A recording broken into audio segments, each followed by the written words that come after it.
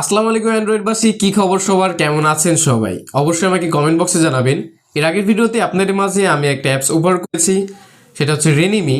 এই অ্যাপসের মাধ্যমে আপনি কিন্তু চাইলে যে কোনো পুরনো পিকচারকে একদম নতুন করে নিতে পারেন, কোনো ব্লারি পিকচারকে ক্লিয়ার করতে পারেন। যারা যারা আমার ভিডিওটি দেখেছেন তাদেরকে অসংখ্য ধন্যবাদ, আর যারা যারা ভিডিওটি দেখেননি আই বাটনে ভিডিওটি দেখা যেতে পারে, ওখান থেকে দেখে নিতে পারেন। আজকের ভিডিওতে আমি একটা স্পেসিফিক ব্র্যান্ডের রিভিউ করব, ব্র্যান্ডের নয় ব্র্যান্ডের মোবাইলের, যেটা 2021 সালের প্রথম দিকে রিলিজ হবে। OnePlus Nord N10 5G। হ্যাঁ, মোবাইলটি থাকবে 5G মোডে। বাংলাদেশে মোবাইলটি অফিসিয়ালি লঞ্চ হবে, যেটা OnePlus থেকে খুব একটা বড় ফিচার বলতে পারেন।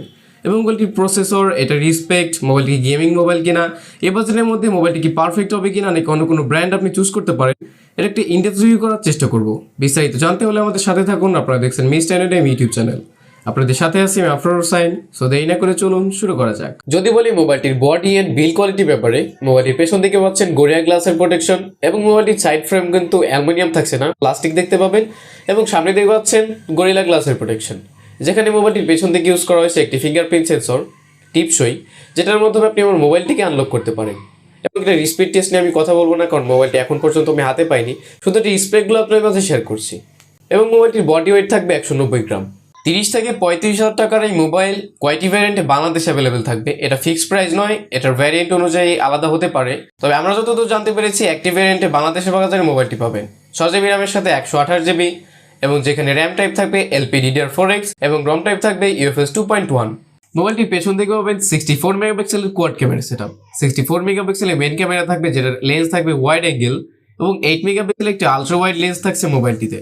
বরাবরের মতো সব ডিভাইসে যেটা থাকে 2 মেগাপিক্সেলের ডেপথ সেন্সর এবং ম্যাক্রো ক্যামেরা আছে, যেটা এই মোবাইলের ক্যামেরাতেও হাজির। 4K 30 এর সাথে ভিডিও রেকর্ড করতে পারেন এই মোবাইলটির ক্যামেরা দিয়ে, যেখানে জনপ্রিয় রেজোলিউশন 1080 পিক্সেলের সাথে 30 fps এবং 720 পিক্সেলের রেকর্ডিং সিস্টেম থাকছে মোবাইলটিতে। এবং মোবাইলটির সামনের দিকে পাচ্ছেন 16 মেগাপিক্সেলের সেলফি ক্যামেরা, যেটা থাকবে ডিসপ্লের কর্নার পয়েন্টে 5 হোল ডিসপ্লে মোডে থাকছে। এবং মোবাইলটির সেলফি ক্যামেরা দিয়ে কিন্তু 4K এর সাথে 30 fps এর ভিডিও রেকর্ডিং সিস্টেমটা পাচ্ছেন না। 1080 পিক্সেলের সাথে 30 fps এবং 720 পিক্সেলের সাথে 30 fps এর ভিডিও শুটিং সিস্টেমটা মেনে নিতে হবে আপনাকে। মোবাইলটিকে জীবিত রাখার জন্য 4300 mAh এর একটি লিথিয়াম পলিমার ব্যাটারি ইউজ করা হয়েছে, যেটা থাকবে 30 ওয়াটের ফাস্ট চার্জিং সিস্টেমের সাথে। অর্থাৎ 0 থেকে 100% চার্জ করার জন্য আপনার 56 মিনিট সময় লাগবে। 56 মিনিটের মধ্যে 0 থেকে 100% চার্জ করে 2 দিনের একটা ব্যাকআপ না হলেও মোটামুটি 1 দিনের ব্যাকআপ আপনি নিয়ে নিতে পারবেন।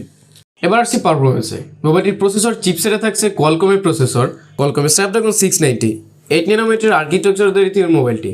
এবং এটা সিপিইউতে পাচ্ছেন Octa Core processor, Octa Core 2x2.0 GHz Kryo 560 gold, সেখানে আরও থাকছে 6.1.8 GHz এর প্রসেসর। জিপিইউটা থাকছে Adreno 690। ওভারঅল আমি বলবো এটার জিপিইউ অ্যান্ড এটার প্রসেসরের চিপসেট নিয়ে তেমন কোনো স্যাটিসফ্যাকশন নেই এখানে, এটার চিপসেটটা একটু দুর্বল হয়েছে। এবার আসছি মোবাইলটির সামনের দিকে। মোবাইলটির সামনের দিকে ডিসপ্লে পাচ্ছেন আইপিএস প্যানেল দেখতে পাবেন মোবাইলটির ডিসপ্লেতে, যেখানে ডিসপ্লে সাইজ থাকবে 6.49 ইঞ্চ এবং অ্যাসপেক্ট রেশিও থাকবে 20.9। মাল্টি স্ক্রিন করতে পারবেন, এটা কোনো সন্দেহই নেই। আর এটার ডিসপ্লের প্রোটেকশন থাকছে কোয়ান্টিক গরিলা গ্লাস 3। সবথেকে ইম্পর্টেন্ট বিষয়, মোবাইলটিতে কিন্তু 120 Hz এর রিফ্রেশ রেট থাকছে না, 90 Hz রিফ্রেশ রেট থাকবে মোবাইলটিতে। ওভারঅল 180p ডিসপ্লের সাথে 90 Hz রিফ্রেশ রেট মোটামুটি মানিয়ে নিতে পারবেন। তবে 120 Hz হলে আমার মতে বেটার হতো, যেখানে মোবাইলটির প্রাইস থাকছে 30 থেকে 35 হাজার টাকার মতো।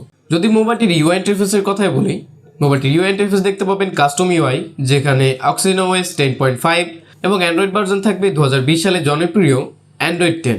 ওভারঅল এটাকে আপডেট করে অ্যান্ড্রয়েড 11 অর্থাৎ কিউতে কনভার্ট করতে পারেন।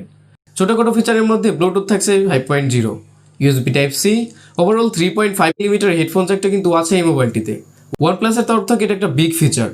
মোবাইলটির সিকিউরিটি সিস্টেমের কথাই বলতে গেলে, মোবাইলটির পেছন দিকে পাচ্ছেন ফিঙ্গারপ্রিন্ট সেন্সর এবং সামনের দিকে 3D ফেস লকের মতো ফিচার তো আছেই। ওভারঅল এটার ফিঙ্গারপ্রিন্ট সেন্সর এবং 3D ফেস লক নিয়ে আমি কথা বলবো না। বিশেষ করে OnePlus ব্র্যান্ডের যে মোবাইলগুলো আছে সেগুলোর ফিঙ্গারপ্রিন্ট সেন্সর এবং ফেস লকগুলো খুবই স্টেবিলাইজ হয়, তেমন কোনো প্রবলেম দেখা যায় না। আশা করি এই ডিভাইসটিতেও তেমন কোনো প্রবলেম থাকবে না। আজকের ভিডিওতে এটা রিসপেক্ট সম্বন্ধে অনেক কিছুই বলেছি। যদি ভিডিওটি ভালো লেগেই থাকে অবশ্যই একটি লাইক করবেন, আপনাদের সাথে শেয়ার করবেন। আমার চ্যানেলে নতুন হয়ে থাকলে সাবস্ক্রাইব টু মাস্ট। তো দেখা হচ্ছে পরবর্তী ভিডিওতে, ততক্ষণের জন্য good bye, till then take care, tata.